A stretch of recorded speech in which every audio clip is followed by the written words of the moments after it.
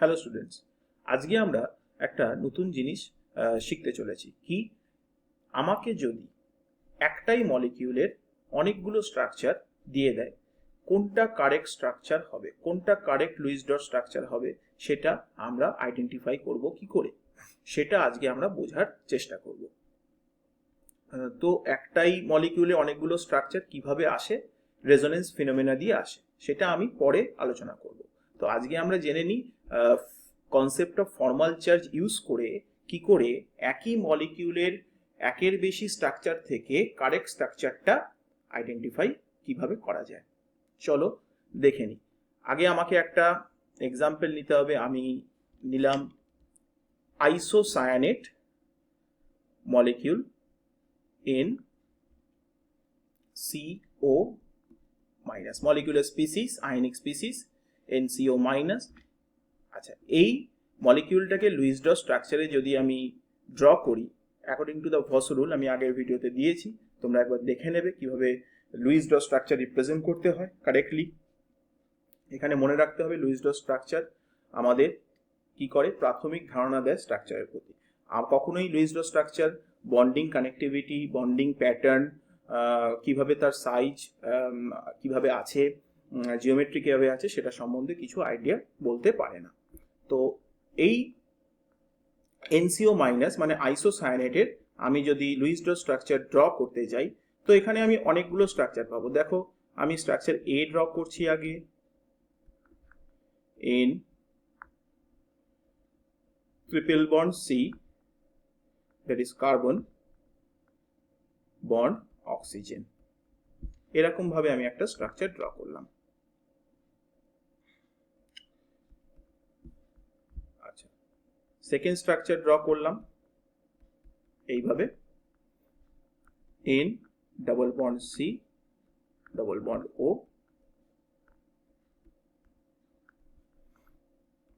Minus. এখানে আমি আনশেয়ার্ড electrons গুলোকে শো করে দিই ডিফারেন্ট কালার দিয়ে, তাহলে বুঝতে সুবিধা হবে।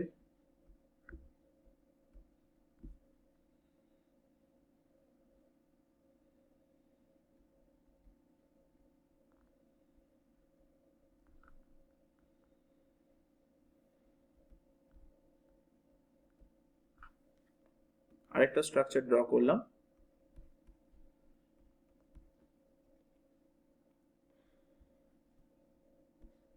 N single bond C triple bond O।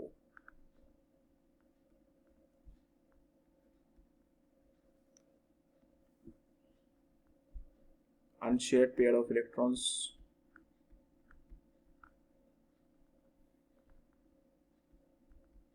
Draw করে নিই।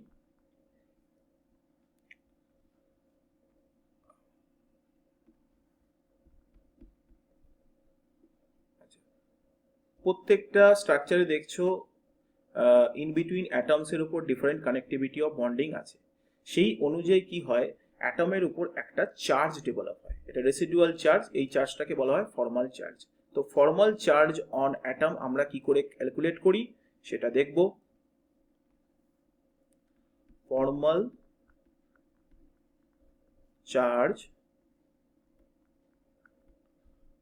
অন অ্যাটম, লুইস ডট স্ট্রাকচারে formal charge on atom calculate করার জন্য আমাকে দেখে নিতে হবে valence electron in free atom, valence electron in free atom.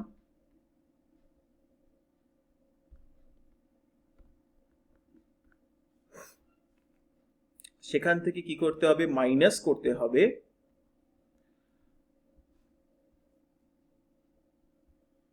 unshared electrons, unshared electrons on atom, আবার মাইনাস করতে হবে shared electrons on atom, মানে বন্ডিং ইলেকট্রনস কেও shared electrons বলা হয়, বন্ডিং ইলেকট্রনস কেও কি করতে হবে, মাইনাস করতে হবে। তো shared electrons কে, বন্ডিং ইলেকট্রনস কে B বললাম, B/2। B/2 দিলাম কেন, যখনই কোনো বন্ডিং হয়, বন্ডিং হলে দুটো অ্যাটম তার নিজস্ব একটা একটা করে ইলেকট্রন দেয়। তো বন্ডিং এ দুটো ইলেকট্রন থাকে, দুটো ইলেকট্রনকে 2 দিয়ে ডিভাইড করলে 1 আসছে সেটা তার নিজের ইলেকট্রন। আমি এখানে 2 ধরতে পারি না, কারণ 2 ধরলে আমার অন্য অ্যাটমের ইলেকট্রনকেও কনসিডার করতে হবে। আমি পার্টিকুলার অ্যাটমকে বার করতে চাইছি। তো বেসিক্যালি এটা কি দেখাচ্ছে, valence electrons in free atom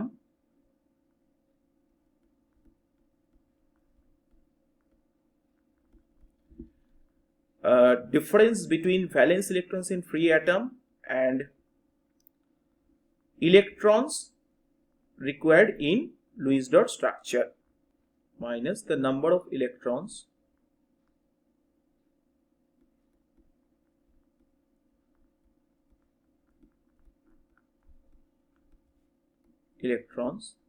in Lewis structure.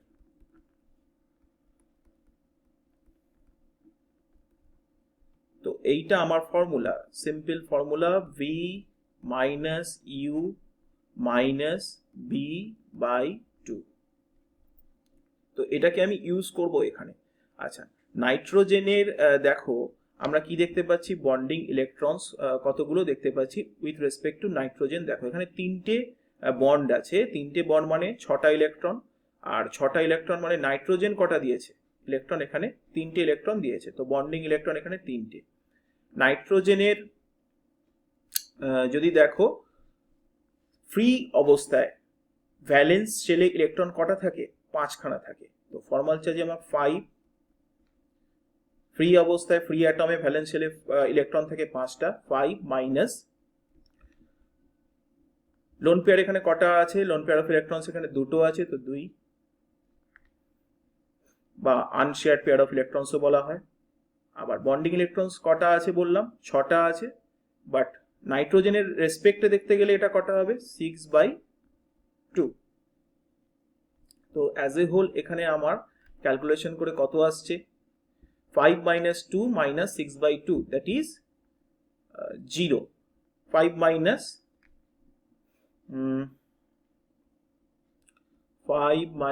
2 minus 3 equals to 5 minus 5, that is 0। আমার ফর্মাল চার্জ আসছে নাইট্রোজেনের কেসে কত, 0। ওকে,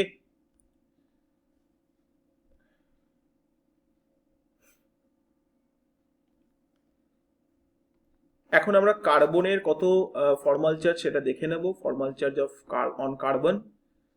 সো কার্বনের ভ্যালেন্স শেলে ফ্রি অবস্থায় কতগুলো ইলেকট্রন থাকে, বোর থিওরি ইউজ করলে দেখো 2 4, তো 4 ইলেকট্রনস থাকে। 4 মাইনাস কতগুলো আমার আনশেয়ার্ড ইলেকট্রনস আছে, এখানে আনশেয়ার্ড ইলেকট্রনস দেখা যাচ্ছে না লুইস ডট স্ট্রাকচারে, তো 0 মাইনাস কতগুলো আমার বন্ডিং ইলেকট্রনস আছে, কতগুলো কার্বন বন্ডিং এ ইলেকট্রন দিয়েছে। তো এখানে 4টে বন্ডিং করেছে, 1 2 3 4, 4টে বন্ডিং করেছে মানে 8টা ইলেকট্রন, 8/2। তো রেজাল্ট কত আসছে, 4 minus 4 equals to 0। তো আমার কার্বনের ফর্মাল চার্জ এখানে কত হচ্ছে, 0।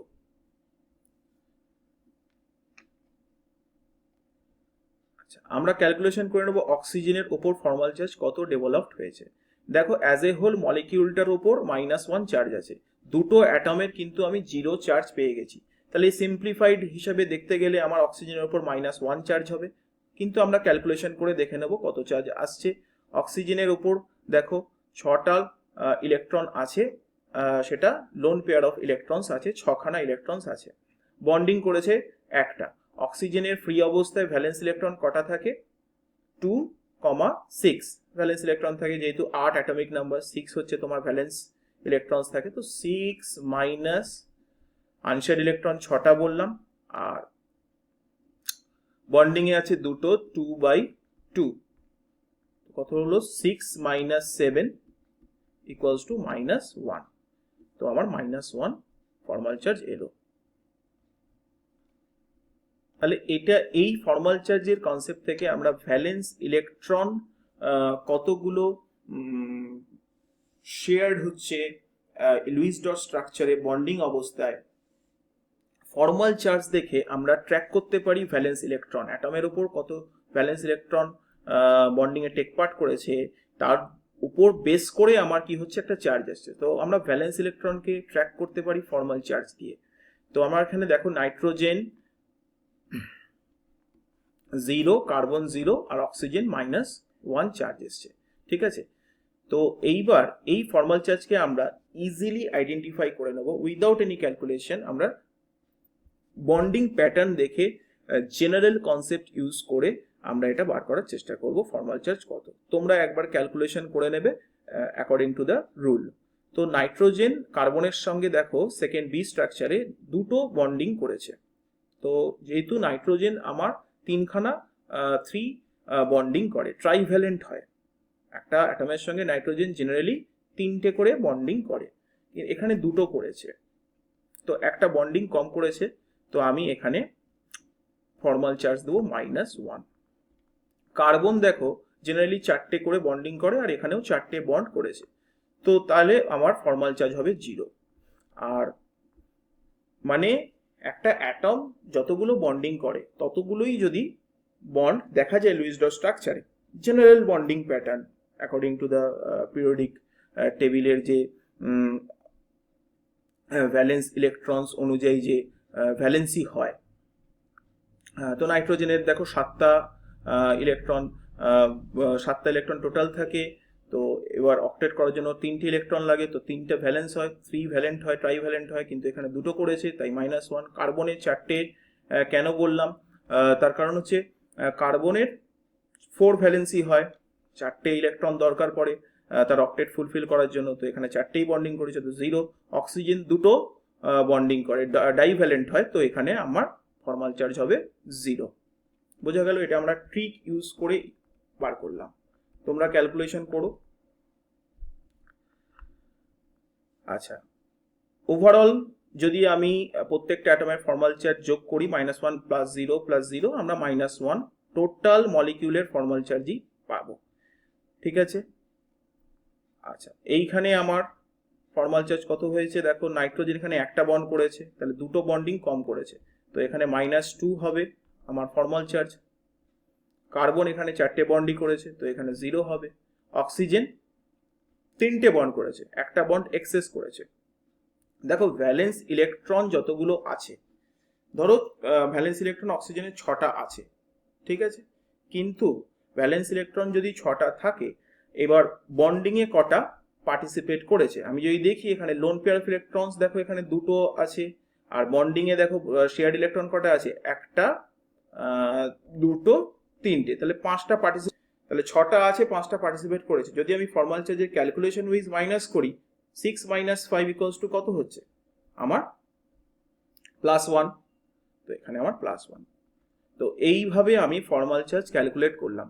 এখন আমার বার করতে হবে কোনটা স্টেবল স্ট্রাকচার। তো স্টেবল স্ট্রাকচার বার করার জন্য আমাকে দেখে নিতে হবে লোয়েস্ট ফর্মাল চার্জ কোথায় হয়েছে, লোয়েস্ট ফর্মাল চার্জ কোন মলিকুলার স্পিসিসে ডেভেলপ হয়েছে। যত কম ফর্মাল চার্জ হবে, ডেভেলপড হবে মলিকুলার স্পিসিসে, তত ভালো, এটা ফার্স্ট রুল। আর সেকেন্ড রুল দেখতে হবে যে নেগেটিভ ফর্মাল চার্জ যেন মোস্ট ইলেকট্রোনেগেটিভ অ্যাটমের ওপর থাকে, নেগেটিভ ফর্মাল চার্জ যেন মোস্ট ইলেকট্রোনেগেটিভ অ্যাটমের ওপর থাকে। তো ফার্স্ট হচ্ছে লোয়েস্ট ফর্মাল চার্জ দেখব, মলিকিউলার প্রত্যেকটা অ্যাটমের লোয়েস্ট ফর্মাল চার্জ কোথায় আছে আর ফর্মাল চার্জ কোথায় ডেভেলপড হয়েছে। আর সেকেন্ড পয়েন্ট হচ্ছে আমার নেগেটিভ ফর্মাল চার্জ কোথায়, কোন অ্যাটমের ওপর আছে। মোস্ট ইলেকট্রোনেগেটিভ স্পিসিসের ওপর যদি নেগেটিভ ফর্মাল চার্জ থাকে, then that is good. Okay, so first স্ট্রাকচারে আমরা দেখতে পাচ্ছি যে 0 0 -1, সেকেন্ড স্ট্রাকচারেও দেখতে পাচ্ছি -1 0 0, থার্ড স্ট্রাকচারে দেখো -2 0 +1। সো এখানে -2 বেশি ফর্মাল চার্জ ডেভেলপড হয়েছে, তো এটা আমার কারেক্ট স্ট্রাকচার হবে না। এইখানে দুটো স্ট্রাকচারের মধ্যে আমি দেখতে পাচ্ছি নাইট্রোজেনের উপর -1 চার্জ আছে আর একটা জায়গায় -1 চার্জ আছে অক্সিজেনের উপর, তো এইটা আমার কারেক্ট স্ট্রাকচার হবে।